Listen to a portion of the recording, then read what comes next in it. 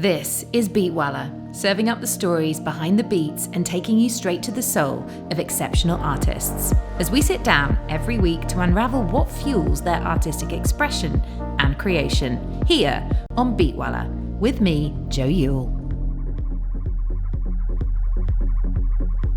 And so I was listening to all this techno stuff, and I thought, oh my God, this is horrible. This is... I don't like it. I didn't understand what was going on until one day we had Jeff Mills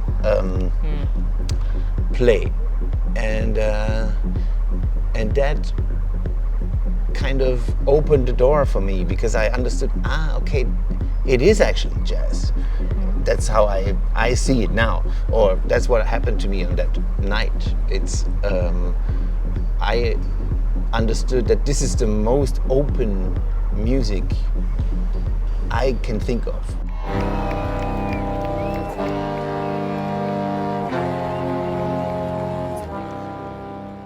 So today, we are joined by internationally renowned German music producer and composer Henrik Schwarz, who's known for his eclectic musical approach to composition and sound design.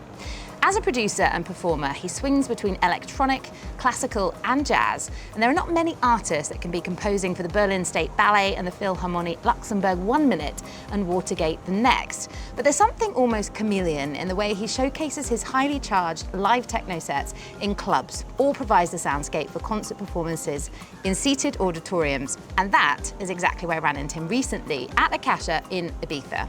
He can be regularly found on the terrace of Circo Loco at DC 10, High, Pasha, or Cova Santa, and his back catalogue reads a little bit like the Hall of Fame. So, Henrik Schwarz, welcome to BeatWaller. Hello. It's so lovely that you've managed to join us here today on the rooftop of Mi Casa. So the first track that I've selected from your enormous library, and that's playing in the background as we get into this conversation, is The Coup. And it feels a little bit like this has to be the opening track because of the festival crowd in the video and the way they're kind of marching through this kind of carnival feeling. And I really had sort of shivers down my spine as I watched this, and I felt like a massive feeling of euphoria. And I think my first question, I would say, knowing that that's actually been written by you, is, you know, you have such a broad repertoire of music and styles under your belt in almost 30 years of music making. What is the key to having such a, you know, a broad sense of style? I think for me it's always learning. So usually I go step by step. So I started out as a music lover, and I never had a proper music education. So everything I do is for my own education in a way. So I started learning how to program a drum machine, and then I started maybe learning a little bit how to play the keyboard, but I had no idea how it works. So I was just figuring it out by ear, and so after all those years, then it got a little bit better, and I learned a little bit of my theory, but still I find it always very interesting to do something that I haven't done before. So not repeat myself. So the whole eclecticism and the versatility comes from the learning experience. So as you explored different styles and different genres and different ideas, this kind of, like, I guess, accumulation of knowledge began to build? I think that's what it is, yeah, because I never had a music teacher until 5 years ago. So I had to investigate myself, and it took many steps to find out, and especially with the music theory I was really struggling, because there is stuff you can find out by thinking, like how to make chords, but then there's a lot of stuff that is not logical, and so this is something you need someone to tell you, because if you're trying to find those things just by thinking, you won't. At least me, I didn't get the full picture before I started reading and investigating about how do you build these things, and it's a step-by-step thing. I mean, I think I read somewhere that you basically bought a sound card for your very rich friend's father who bought him a computer. Correct. And that's kind of where the whole journey began. I mean, how did that, act as a catalyst for the change of you, taking that journey of exploration and exploring these ideas? Well, that was the starting point, for me at least. A friend of mine, he got a computer from his dad, but I think he didn't really know what to do with it. And but for me, it was this incredible machine that I didn't know what it was able to do, and at that time it couldn't do much. But I saw my chance of making music. And so yeah, I had a job, so I worked. I bought this sound card, and so we put it inside and started investigating. But it took us 9 months to get the first tone out, because there was no internet, there was nothing, there was no one you could ask. Everything took really long, but when this first note came, this is what I remembered until today. I thought, okay, so now it's happening. This is exactly what I was hoping for, and that was the starting point. But if you had no, formal training, as you say, I mean, for the computer to become your instrument per se, where did that specifically, for the first note to come out of there? Like, what technology were you using to create that? That was Cubase Compact 1.0 in black and white. On a small screen, no manual, no. I didn't know what MIDI was. Like MIDI is sending data to a synthesizer or a drum machine to make a sound, but I didn't know that. So I just had, because this guy's father also, he had a band, so he also had a keyboard and a drum computer, but we had no clue. We just saw those plugs, and so we plugged them to the sound card. And then I think there was some description of MIDI in the manual of the sound card. So you plug those things in, and then I remember we tried all the options of outputs and inputs in Cubase to send a note to the drum machine. But it didn't happen for a very long time, and then suddenly it happened. So so we knew, okay, we're on the right path. So what age did you officially become a geek? I think from day one. I think, yeah, because I was also interested in other technology before, and I've always been very interested in technology. I know that you always really wanted to play the drums, but I feel like, would that have been a different storyline if you'd actually started playing the drums in a band? Or, obviously recreating them through the computer is a whole different ballgame. Maybe if I had learned the drums, I would be in a band today. I don't know. This is something I really can't say, because it's I'm not a very strategic guy, so I walk, but there's a lot of stuff around me, and when I see something that interests me, I go there, and I don't think much if this is really paying into the plan. So I guess if I would have learned the drums, I would have played the drums, but then still there would have been computers at some point, and I don't know. Maybe it would be a similar path. I don't know.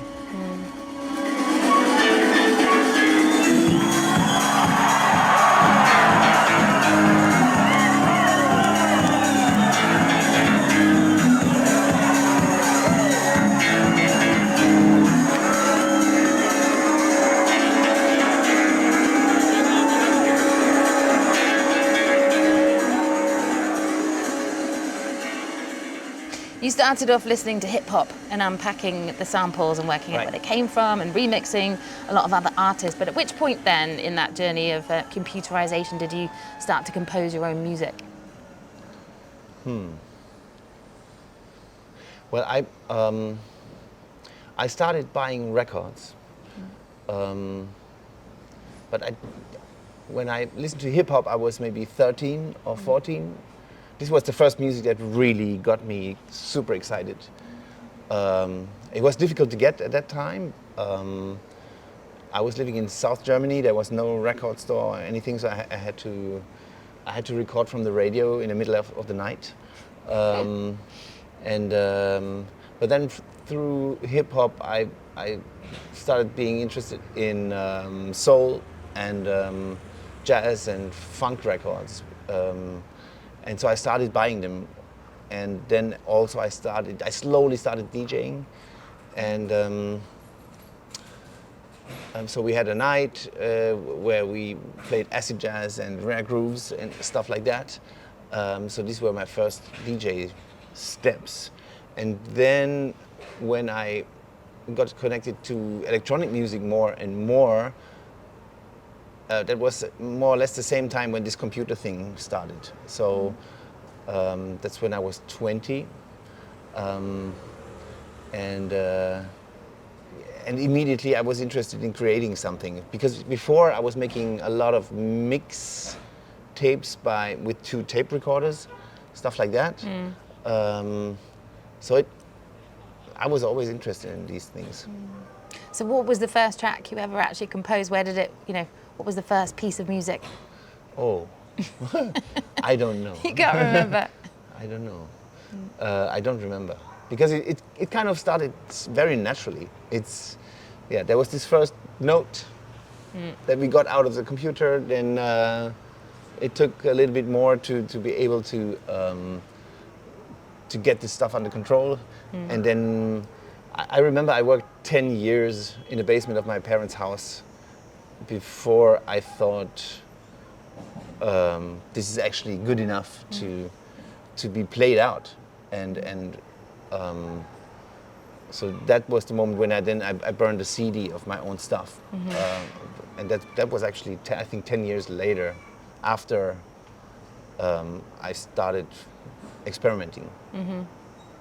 I mean, I heard the story about your little decade in your parents' basement. That sounds like a long time to be buried down there.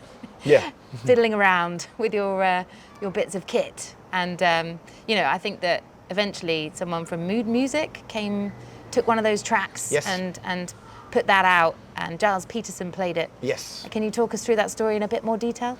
Well, I was a DJ. I was a local warm-up DJ for international stars. I did that for many years in South Germany. And at some point, I had this one CD of my own tracks, 10 of them, I guess. And so we had a guest, Sasse from Mood Music, at our party. And I warmed up for him, and I played one of my tracks. And then after the whole night was through, Sasse came to me and he said, what was this one track you played just 3 before I started, or something like that? And I said, oh, this is something I made.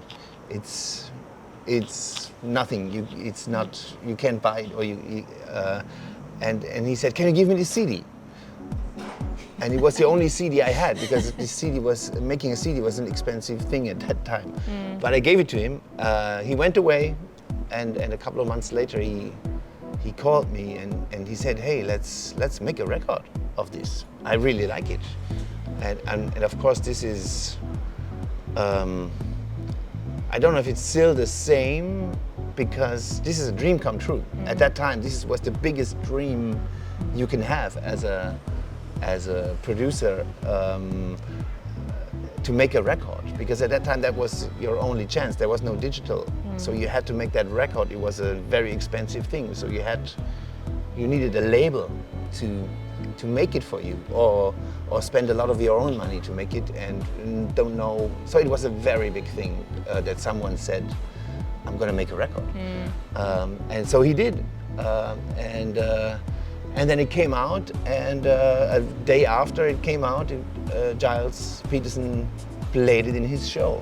And that was another of those moments where I couldn't believe what was happening, because you're listening to Giles' show every week, because he's the one who always had the latest stuff, and he had this incredible wide range of stuff, and to be selected by him, that was a very, very big thing for me. And another day later, I got a message from an agent who asked me, would you want to play in London? And so yeah, that's how it started.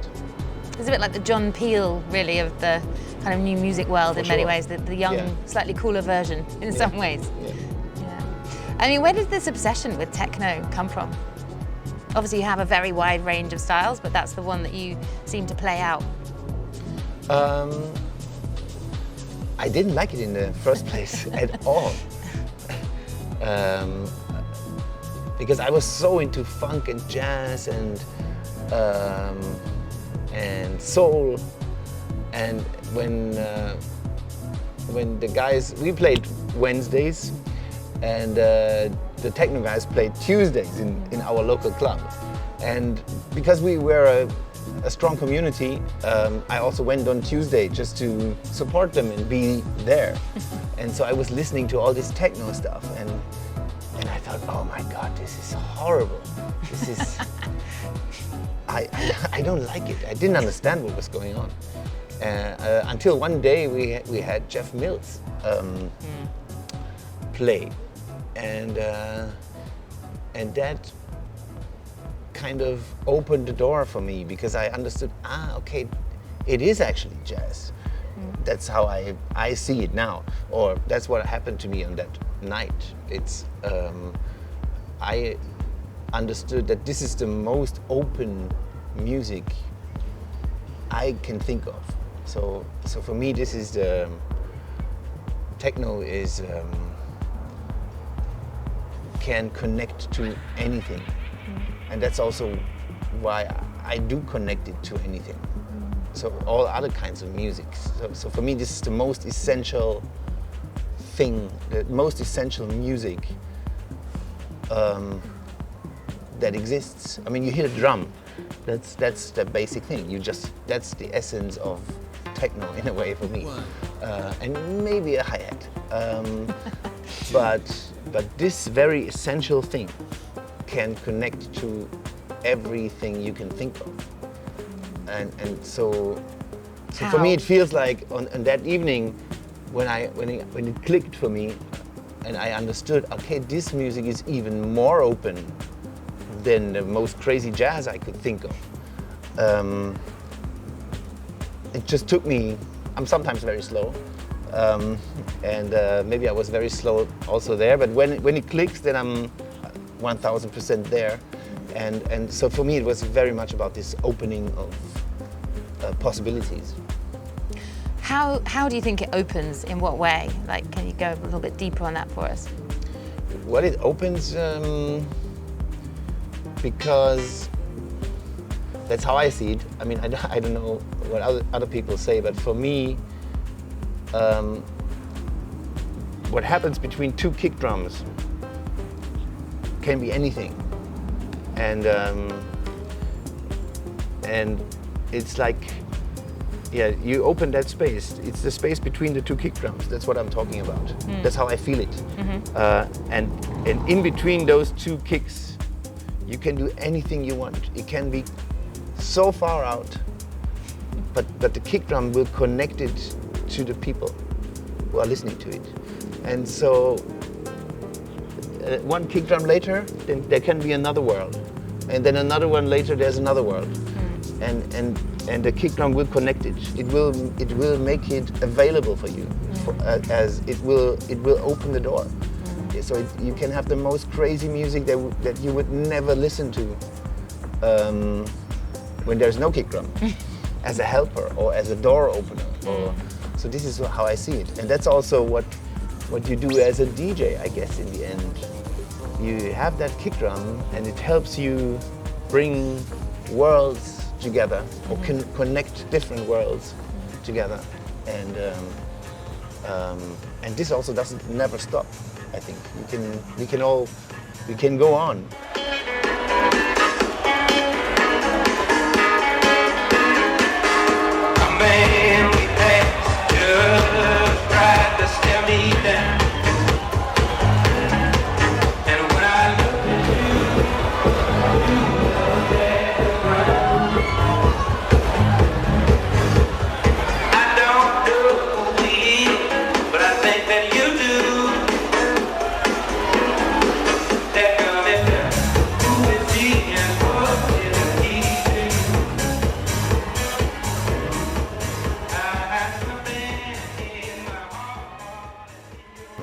I was 25 or something, a local DJ. Because until that time, every few years there was a new music revolution.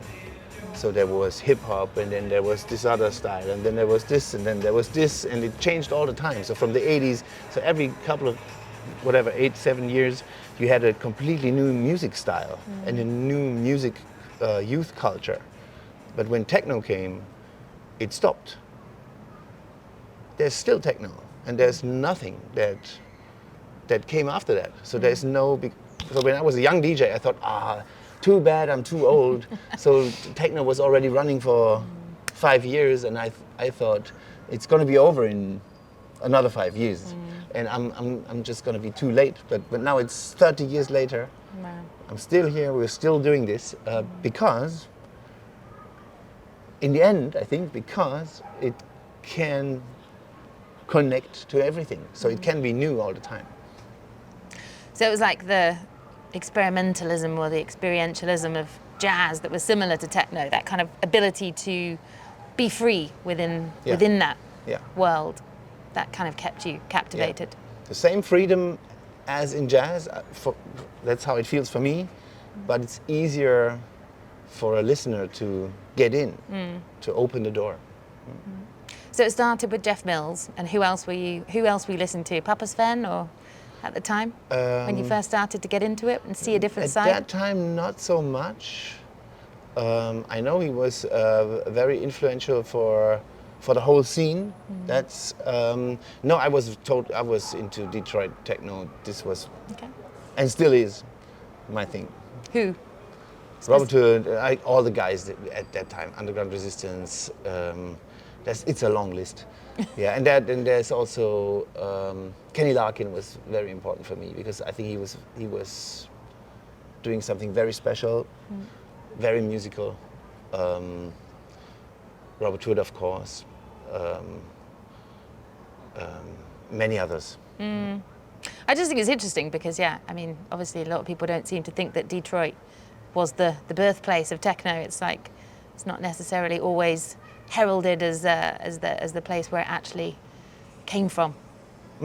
Especially not in Ibiza. For me, it's crystal clear that this is where it came from. Yeah, nice. I mean, they were probably also influenced very much by Kraftwerk and all these things, but they had Motown. So they had Motown, and then they listened to Kraftwerk, and then there were those new machines, those new drum machines. For me, it's Detroit for sure. So you went there. You went to some clubs there. I was invited to play Detroit Electronic Music Festival, but that was many years later. And then I was shown around, and it was great. It was fantastic. Amazing. Yeah, I'd like to go. I think it's there's a lot of amazing techno artists here. I think Richie Houghton is sorely missed from Ibiza these days. He hasn't been here for a while. It's a sad thing in many ways. The track you came to my attention specifically was Feeling You, your remix of Omar and featuring Stevie Wonder. Yeah. And that was about maybe 12 years ago. But I think looking into your back catalogue is such a daunting process. It's so vast. And it's just like, it doesn't almost feel that it kind of originated from the kind of techno background that you kind of allude to here. It feels like there was a lot of remixing work in amongst your own compositions. What is your feeling about the remix work now? Because you're still doing a little bit of that. Well, it's, I think I was very lucky in the beginning, because the first few remixes I was asked to do, they came from outside the electronic music world. And this was something where I realized, okay, this is very interesting, because that's exactly what I was talking about. I can take something that completely out of context and bring it into our world, and use the kick drum to combine it with new elements. And so this is what I always loved about remixing. I'm mostly excited when it's something that comes from outside the electronic world, because then you open a huge space. Or sometimes it works, sometimes it doesn't. I really like that, and it's also the remixing feels a little bit like you are in the studio with another musician, because you get something that he or she's playing, and then I answer, and then the original is telling me something, and then I do something else, and so I like that. It's interesting you say that, because I think you can either add on or maybe take something away. But having listened now back before this conversation to the original versions, and then I've only ever listened to the remixes, and before I had this chat to you, I decided to listen to some of those, and your versions are exactly that. You know, they're almost like a reply or a conversation or a kind of a back and forth, which I think is something that Moody Man, when we had a previous artist, Roisin Murphy, he did a remix of one of her tracks, and he added a lot of like lyricism to that, and I really, really liked what he did there. But I think, so I think some people sometimes perhaps understand the art of remixing so much, and I think it really is an art form in many ways, to be able to, zoom out and figure out a way to almost like recreate that song in a whole new world. Yeah, and be respectful and disrespectful at the same time. Because you need to find something that you really like within that mix, but very often there's also a lot of stuff that I don't like, so that makes it easy. So I think you have to create your own perspective, and in a way forget about the original, and that's what I mean by being disrespectful. Just be very open and use it as a material. And but very often, when the original is strong already, then it's even easier to make something. I mean, when you did the Girls of the Internet, I would probably never ever listen to the original version ever. But your version of it is banging, and I love it. It's great. But I think, that's a prime example for me of something that kind of poppy sound isn't something that would probably have drawn me in so much. But the one that you did, it really worked. Yeah, that's an interesting example, because when I listened to the original, I really liked it. I thought, okay, this is already, it's perfect. So why should I make a remix? Yeah, and because this as the original was, I thought this is wonderful. I would maybe just edit a few things out, or take the radical way and just cut everything away and just use the vocal and make something completely different. Yeah. How did the Michael Jackson remix come around? Because you've done some pretty big names like James Brown and all sorts, but that one really stands out, and I was a bit like, really? Did he really remix Michael Jackson? That's mental. Yes. It's mental. I don't know. And it's even on Motown. It's, wow. I don't know. It's, I don't know what to say. There was a time when there was a lot of these things were happening in a different way maybe than today. I think I made these things maybe 10 years ago or something. This stuff I don't remember. I remember I did it, but I don't remember when I did it. I remember James Brown, of course, because that was a very shocking request for me, because I'm the biggest fan. Me too. And I was, it's very difficult to approach. Again, there is the respect and disrespect thing. How do you balance that out? I found that very difficult. Same with Michael Jackson. Very, very difficult to find the right place for me. So I can be free and make something, and don't. I mean, many people would say, "How can you do this? How can you touch this incredible stuff?" And because the original should never be touched by anyone. I agree on that. But I still did it because it's fun. There's remix versions of everything, of every 80s hit, of everything. And I don't even know who makes these things, because there's so many of them. And I don't know how it works now. and a lot of them I don't like too much. I mean, yeah, it must be a little bit like not being able to see the wood for the trees, I would imagine, where something like that lands in your inbox.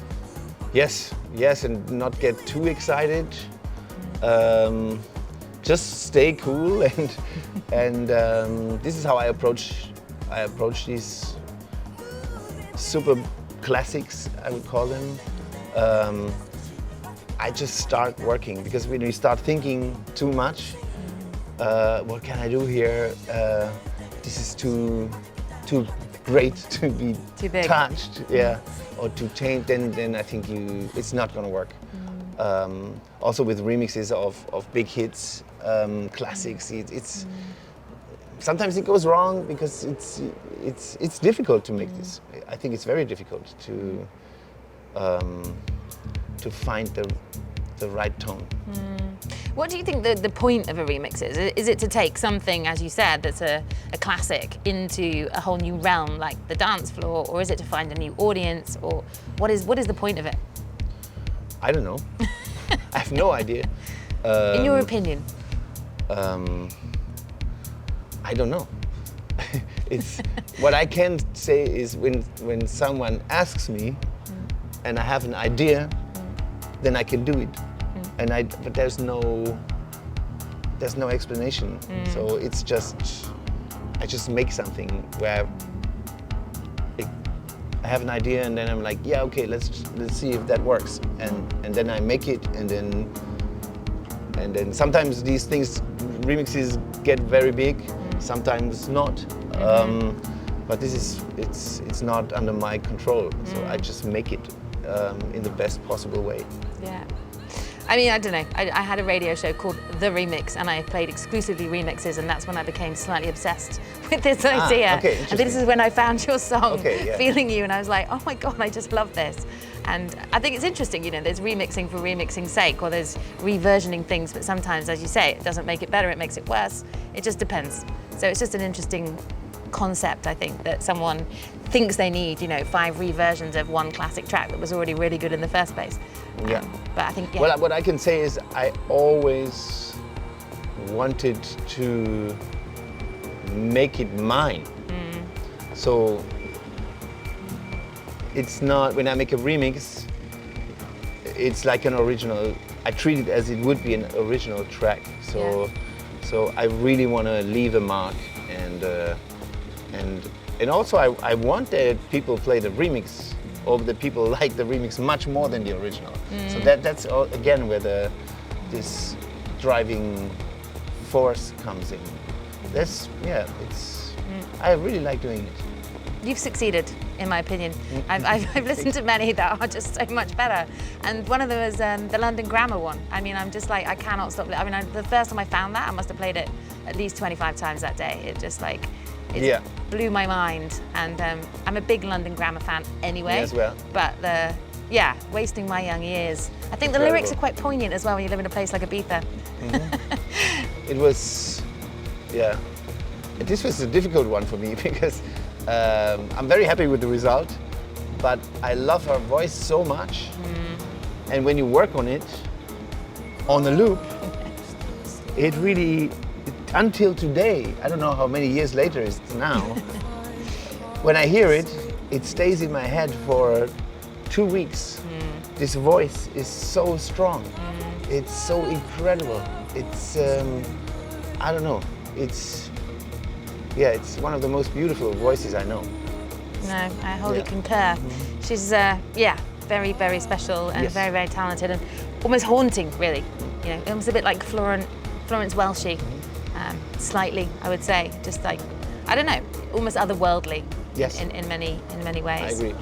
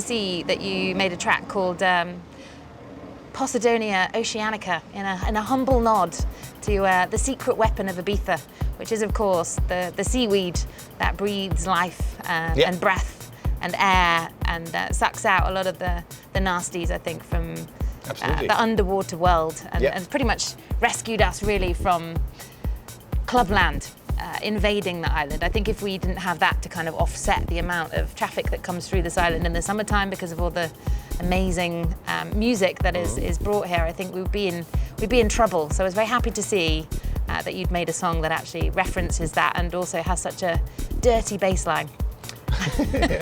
How did you start out making that, and why did you choose to call it Posidonia? I made it while I was on holiday here, and I was diving during daytime, and so I saw all this stuff, and then I started investigating about it because I thought it was so beautiful to see this, and I wasn't aware at that time how incredible this seagrass is. So, and I think many people probably don't know, like me. So I read about all the CO2 stuff and say what this plant can do, and I was very fascinated. And I was working on that track, so I thought it could be a nice thing to put the name, and maybe someone reads the name and gets interested. What did you learn about it? What did you learn about the plant? About the plant? Well, yeah, that it can hold more CO2 than the rainforest. This is already a very shocking detail, and so it could actually help. But I don't know enough about biology and how these things work. But it's a very important topic to. For sure. What I found out, there was a campaign, I think a couple of years ago here, to help protect the seagrass, but I think it's gone. I don't know. At least it's not huge. So I was starting to investigate. I think they were offering to buy a couple of square meters, and then when you, I don't know, pay a monthly fee, they will make sure that they save those square meters. I thought this was a great idea, but I investigated about it, but I didn't find more information, unfortunately. Yeah. I hope they still do it. I don't know.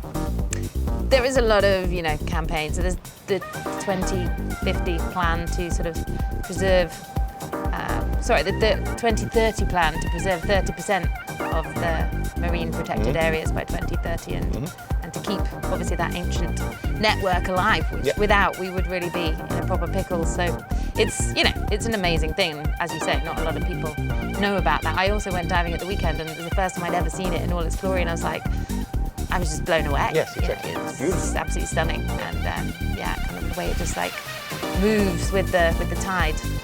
But how did that dirty bass line get associated with such beauty? I'm fascinated. How did you make it? Well, bass lines, I don't know. Riff, what would you call it? This one. It was a bit naughty. Yes, this one was actually played live. This bass line was played live on a festival. So it was invented on stage in a way. So this is what I like doing when I feel free when I'm playing on stage. Then I just improvise something, and sometimes when I'm lucky, something special comes up. And I think this was one of those, really interesting, nice, nasty bass lines. I mean, that's what we're looking for all the time. So I was lucky. No, sometimes they just come to my head. Sometimes I dream them. Sometimes sometimes they just happen. It's more about you recognize them and be able to somehow capture them. I like the juxtaposition of the beauty and the nastiness. Really, they were. I found it quite comical when I noticed the name of it, and I actually listened to it, and I was like, okay. Yeah. Yeah, it's not this. I mean, it's not this moving seagrass sound. That's not what it is. No, not really. Yeah. But we like it.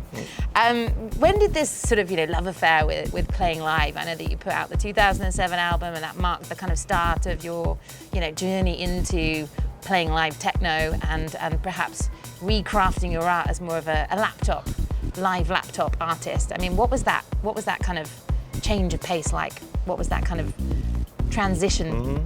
It wasn't a change from my perspective. It was just another step, like always. So I came to Berlin in 1999.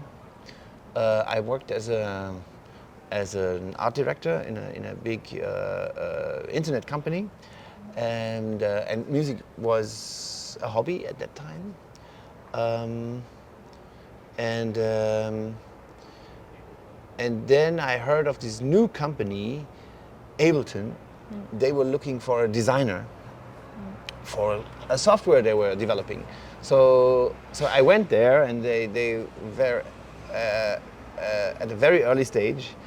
I remember they drawing sketches of what it's going to be, and they were looking for a designer. And so I was in these meetings, and I thought, oh wow, when they build this is going to be very interesting. For me, I wanted the software. So I didn't become the designer for Ableton Live because I thought, at that time, it's going to be interactive television, and so this was the thing I was very into. And I wanted to be a designer for interactive television, but that obviously didn't happen. But I was pretty close with all the Ableton people still, and so when they, I think it was 1 year later or something, they had the first version of this software ready, and so I got it even before it was released, and I felt immediately this is going to be a revolution, because I was working with music software all the time, of course, and I was even playing live. I was trying to play live with my laptop, but that didn't work because the software crashed or crackled, or it just didn't work. And before I was playing live a little bit with synthesizers and drum machines, but that wasn't exactly what I had in mind, because I didn't have enough control. Because with a drum, this was just not my way of playing. This is what I felt. I did a couple of shows with drum machines and synths, but it was for me it was too much cables, and because I like it. I like to have control, and I like it compact and small and complex at the same time. So when I got this software, I thought, okay, this is the thing. This is gonna be. It felt very much like that moment when I saw the first computer. I thought, this is a revolution. And then when I got the first version of Ableton, I thought, this is going to be a revolution. This is it. This is what I'm gonna do. I was really hooked, and I was very early because not many people had it at that time. So I started playing around with it, and that was more or less at the same time, just before I got my first international booking to London.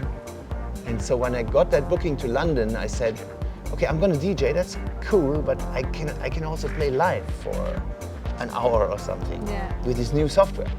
And they let me do that. So that's what I remember. And then I did both things for a while, DJing and live playing. But then I thought, because DJing is a lot of work everybody knows it, you have to work a lot on finding new stuff, and at that time it was maybe 10 out of 100 records you listened to were good. But when digital came, it was 10 out of 1,000 files, and now it's 10 out of, 100,000 streams. So I thought, no, I can't do both, because this live work needs a lot of preparation as well. So you can play free, so there's a lot of work involved before you play.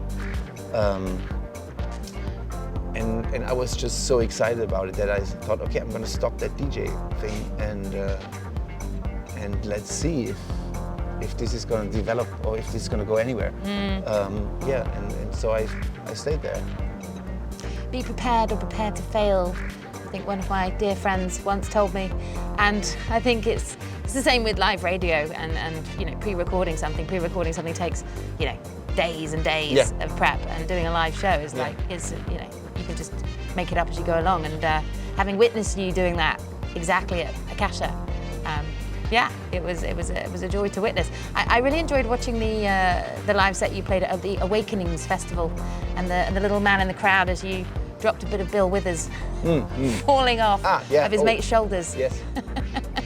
You must have seen some good spectacles over the years in all the places and spaces that you've played. I love it. Do you prefer the kind of classical environments with the more sort of, you know, poised people, or do you enjoy kind of Watergate, Berghain kind of people and getting in amongst it? I love when people lose their minds,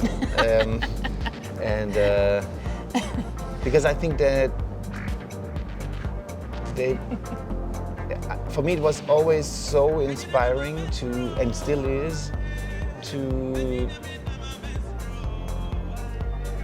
it's difficult to say because like we are very lucky as performers because we get so much love from the audience and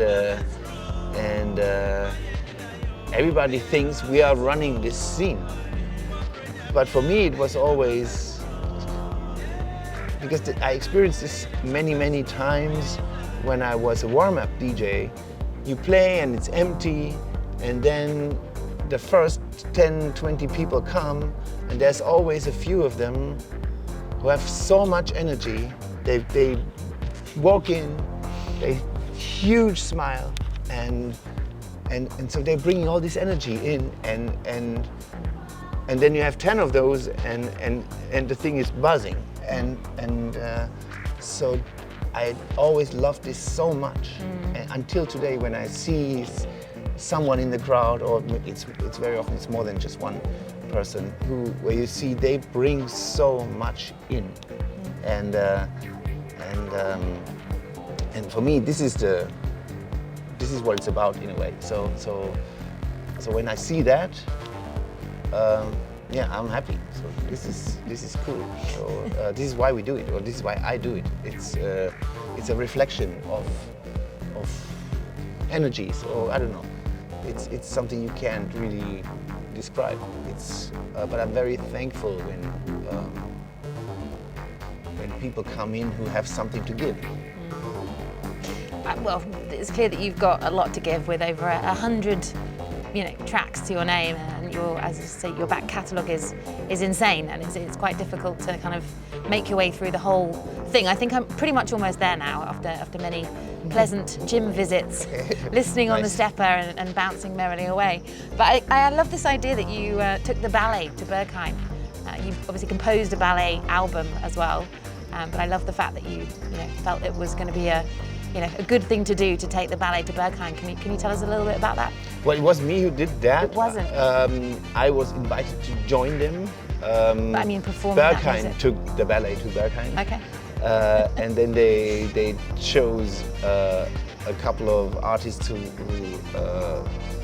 were close and asked us if we would be into making music for that, together with the State Ballet.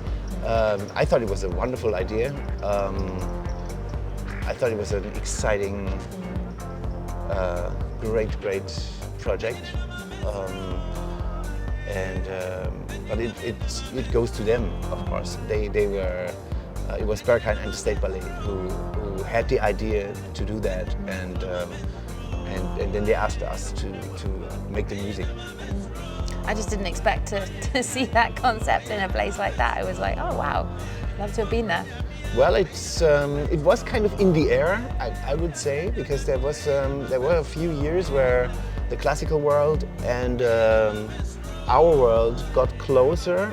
I kind of think it's house, not so much anymore, which is a bit sad because I thought there was a lot of potential at that time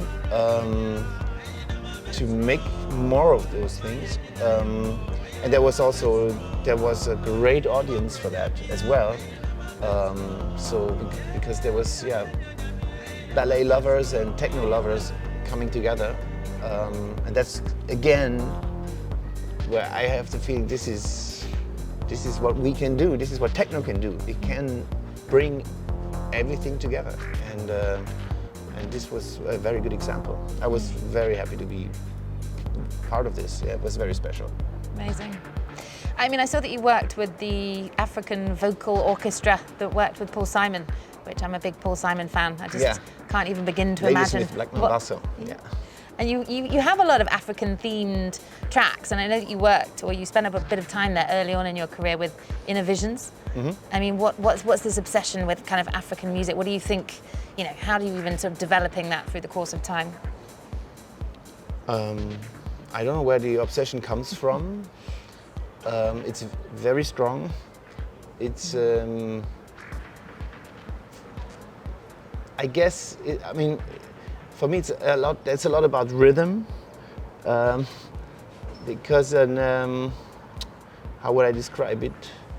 That's why I'm also saying it's techno where I come from, not house music so much, because the roots I mean that's how I hear it. I don't know what other people say, but with a classic house beat, you have the claps, and you have an open hi-hat, and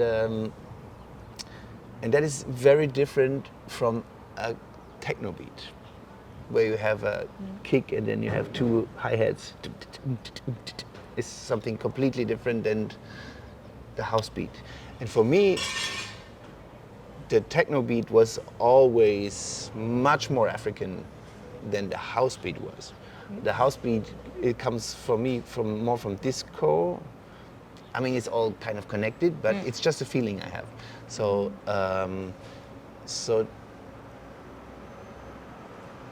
and most African music that I know is touching me on another level. It comes from I feel connected to everything. So that's what I feel home. This is what I can say. This is the inner core of what I think music is. At least in my, I don't want to say head, in me. Yeah. I think I felt like that when I heard I Am Nam. I think I'm saying it right. It just, I don't know, the joyousness I felt when you played that at Akasha towards the end of the set. And I didn't even know that it existed until I had a little look afterwards, and I was like, yes, that just sums up, I think, the African theme of some of the things that you've worked on. It just creates that feeling of euphoria. And I think African music in general, just it's quite hard not to dance to it or feel that rhythm and feel inspired in some way to feel connected. For me, it's a very essential combination of spirituality and physical, like your body, body and mind. It's actually very simple. It comes together in a very natural way, and I think that's what it is for me. Nice.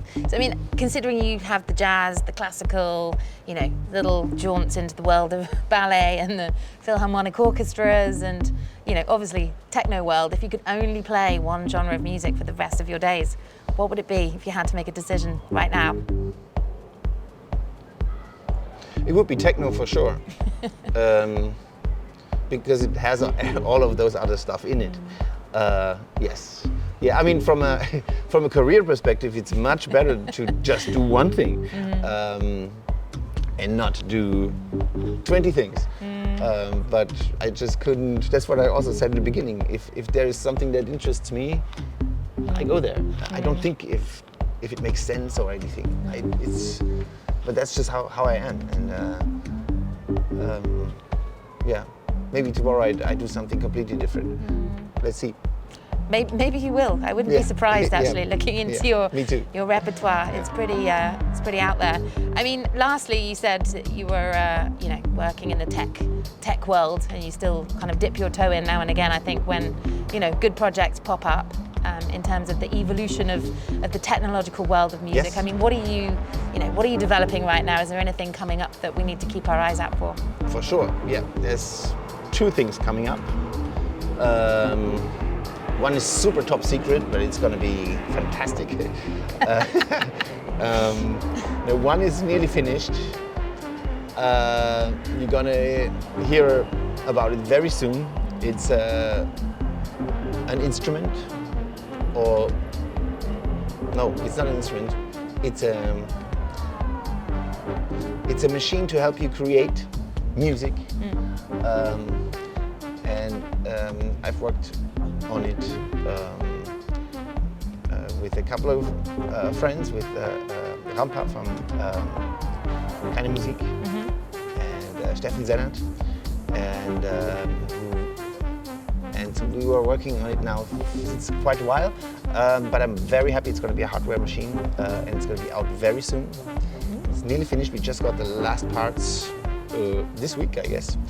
And this is a very, very beautiful little thing. And then I'm working, because this project was so interesting, I started working on an instrument, I would call it. But it's working, but it's gonna take a little while, so I don't want to be too enthusiastic about it at this point. The results are great already, but I don't know when or if this is going to be available. Interesting. Well, I'm glad I asked that question. We'll keep our little eyes out for it. Please. You'll have to let us know.